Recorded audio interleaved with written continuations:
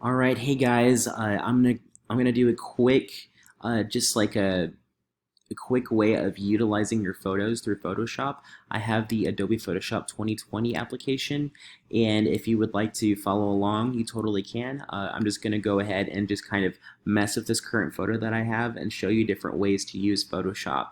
And what a lot of graphic designers do is sometimes they'll just take like a photo and they'll just kind of like manipulate it, and sometimes it'll create like a whole different graphic, right? So it's really interesting. Let me show you one of the examples. So typically what you want to do is you want to go on image and make sure that the layer is highlighted. I typically would just unlock it. Now you can kind of like mess with it the way that you would like.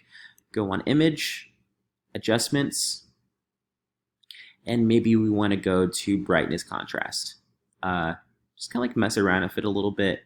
I kind of do like the idea of like a darker wood. It kind of shows more of a contrast, more of a like it's popping out more. You could do the same thing and just kind of mess around and see what you enjoy.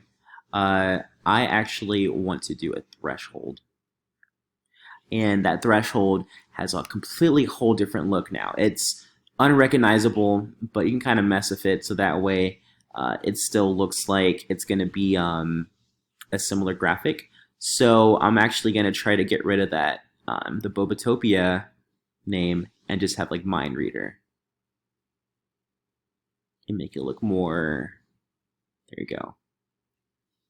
And yeah, this is just like a quick example of what people can do in terms of manipulating photos. I hope you guys enjoy this demonstration. It's just super quick and to the point, but if you have any questions, you could always just email me or follow me on my website. I'll make sure to post more of these kind of videos. And yeah, thank you so much. Have a good one. Bye-bye.